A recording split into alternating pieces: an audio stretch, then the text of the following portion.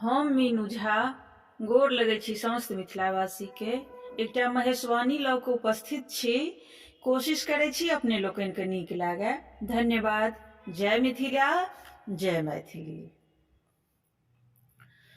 बसहा चढ़ल शिव डमरू बजाबथि। बसहा चढ़ल शिव डमरू बजाबथि।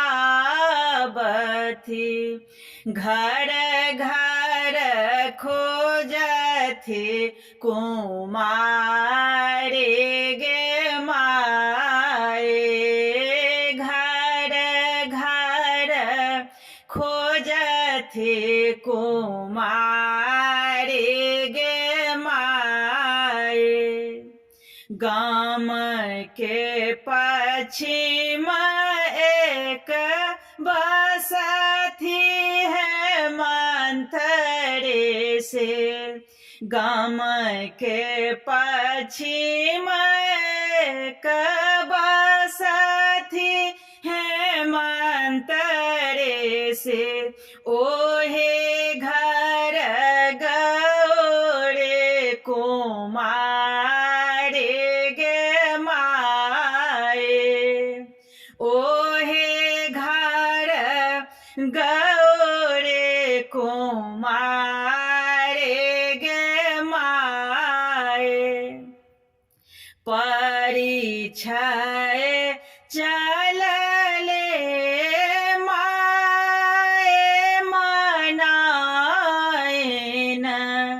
परिछय चलले माए मनाएन।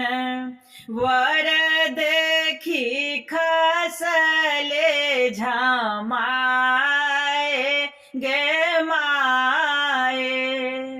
वर देखी खसले झमाए गे माए।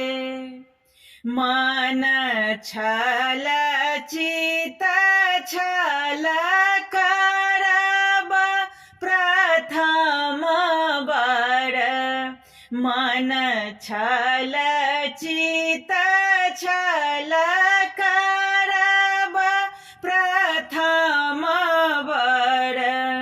भगेल बूढ़बा भिखारी गे माए।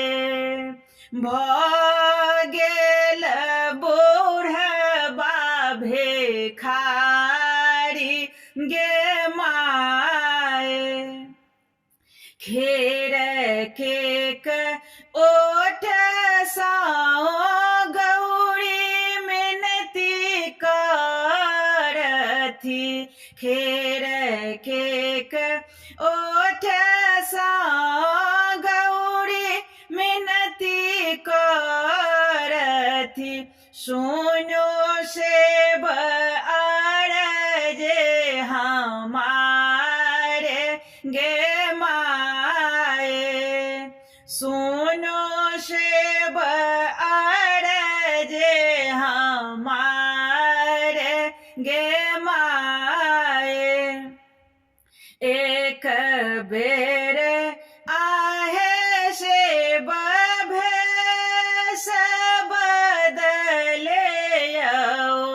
एक बेर आहे सेब भेष बदले आओ। देखत नगरक लोक गे माए।